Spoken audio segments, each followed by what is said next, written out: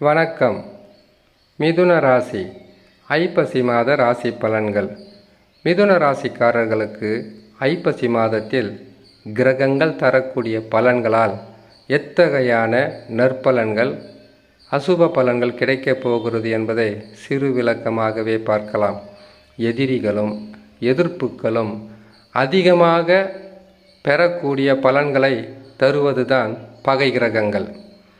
அப்படி பகை கிரகங்கள் ஜென்ம ராசியிலும் மற்ற இடங்களிலும் சஞ்சாரம் செய்யும்போது தேவையில்லாத குழப்பம், தேவையில்லாத மன சஞ்சலம், இப்படிப்பட்ட கெடு பலன்களை தரும். அந்த வகையில் செவ்வாய் பகவான் ஜென்மத்தில் இருப்பது உங்களுக்கு அதிகப்படியான கோபமும் அதிகப்படியான ஆத்திரமும் உருவாக்கக்கூடிய மனிதர்களிடத்தில் நீங்கள் மிக கவனமாக இருந்தால் பெரிதளவு பாதகத்தை தராது. அமைதியும் நிதானமும் பொறுமையும் நிறைந்த இந்த மிதுன ராசிக்காரர்களுக்கு செவ்வாய் பகவான் எப்பொழுதுமே பாதக பலன்களை தரக்கூடிய அமைப்பில் வந்து விடுவார். அந்த வகையில் இம்மாதத்தில் செவ்வாய் பகவானால் சில கிரக அமைப்பால் உங்களுக்கு சிறு பாதகங்கள் வந்தாலும் அமைதி பொறுமையாக இருந்தாலே போதுமானது. சரி, இம்மாதத்தில் சந்திராஷ்டம தினங்களை பற்றி அறிந்து கொள்வது மிகவும் உதவியாக இருக்கும். சந்திர பகவான் 8ஆம் இடத்தில் சஞ்சாரம் செய்கின்ற 2.25 நாட்கள் என்பது பொறுமை நிதானம் மிக அவசியம்.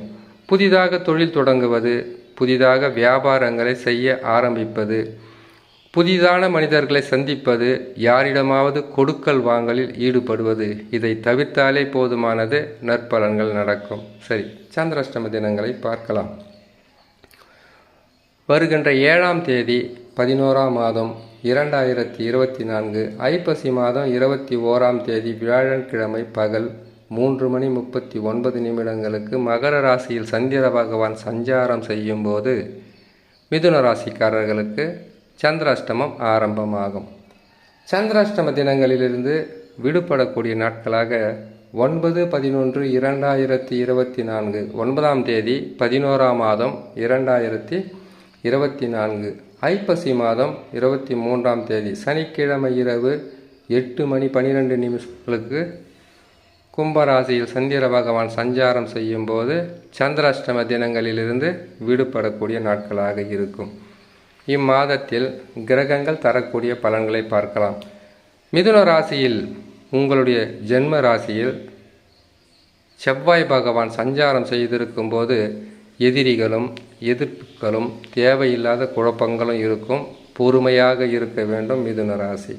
அடுத்ததாக கேது பகவான் 4ஆம் இடத்தில் கன்னி ராசியில் அமர்ந்திருப்பதினால் உடல் நலத்தில் சில உபாதைகள் வரலாம். மருத்துவரை அணுகுங்கள். தூக்கமில்லாத தன்மை, அதிக உழைப்பு, கடினமான சிந்தனை, இப்படிப்பட்ட பாதிப்புகள் வரும். பொறுமையாக இருங்கள் இன்னும் சில மாதங்கள். சூரிய பகவான் நீசம் பெற்று புதனுடன் இணைந்து 5ஆம் பாவத்தில் அமருவதால் பூர்வ புண்ணியஸ்தானம் பாதிக்கப்பட்டிருக்கும்.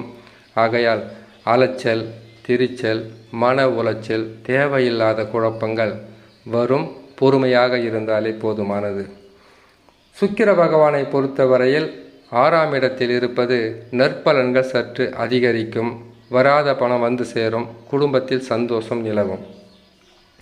சனி பகவானை பொறுத்தவரையில் வக்ர நிவர்த்தி பெற்று 9ஆம் ராசியிலிருந்து இன்னும் சில மாதங்களில் உங்களுக்கு 10ஆம் இடத்தில் மாறுவதற்குண்டான வாய்ப்புகள் இருப்பதினால் இப்பொழுது சனி பகவானால் பாதகமும் உங்களுக்கு பெரிதளவு இல்லை. சாதகமான பலன்களை தருவார். தொழில் முன்னேற்றம், வியாபார வளர்ச்சி, வருமானத்தை பெருக்குவதற்குண்டான வாய்ப்புகளை கொடுப்பார். ராகு பகவான் 10ஆம் இடத்தில் இருப்பது இவரும் தொழில் முன்னேற்றத்திற்கு உதவியாக இருப்பார். உங்களுக்கு திடீர் அதிர்ஷ்டங்களை தரக்கூடிய யோகா அமைப்பில் ராகு பகவான். குரு பகவானை பொறுத்தவரையில் விரய குருவாக இருப்பதினால் குரு பகவான் உங்களுக்கு சாதக பாதக பலன்களை தரக்கூடிய அமைப்பில் இருக்கிறார். நற்பலன்களும் இருக்கும், கெடு பலன்களும் இருக்கும். கெடு பலன்கள் என்பது பாதகமான பலன்களாக அமையாமல் வருகின்ற பணம் விரய செலவுகளாகவும் தேவையில்லாத செலவுகளாகவும் உங்களுடைய பல வகையான சேமிப்புகளிலிருந்து எடுத்து விரயங்களாகவே செய்யக்கூடிய சுப விரயமாகவே இருப்பதினால் குரு பகவானால் நற்பலன்களும் உங்களுக்கு நன்றாக இருக்கும். அதைவிட செலவு செய்வதற்குண்டான அதிகப்படியான வருமானத்தை செலவிடுவதற்குண்டான வாய்ப்புகளை கொடுத்து விடுவார். அது மட்டும் இல்லாமல் குரு பகவான் மிதுன ராசிக்காரர்களுக்கு நற்பலன்களை அதிகப்படியாக தர வேண்டுமென்றால் மிதுன ராசி மட்டுமல்ல, எந்த ராசிகளாக இருந்தாலும் 12இல் இருக்கும்போது விரயம், ஜென்ம ராசியில் இருக்கும்போது அதிகப்படியான கஷ்டங்களை கொடுப்பார். இருந்தாலும் அவர் இருக்கின்ற இடம்தான் பாதகமே தவிர அவர் பார்க்கின்ற பார்வையாகப்பட்டது உங்களுக்கு மிகவும் விசேஷமாக இருக்கும். அவரால் நன்மை நடந்தாலும் அவரால் உங்களுக்கு பல வகையான கஷ்டங்கள் வந்தாலும் உங்களுடைய ராசிநாதன் என்று சொல்லக்கூடிய புதன் பகவான் பலமாக இருக்கும் வரையில் மிதுன ராசிக்காரர்களுக்கு கஷ்டங்கள் எதுவும் இல்லை, நற்பலன்கள் நடக்கும் என்று சொல்லி இன்னொரு நல்ல பதிவில் உங்களை நான் சந்திக்கிறேன். நன்றி, வணக்கம்.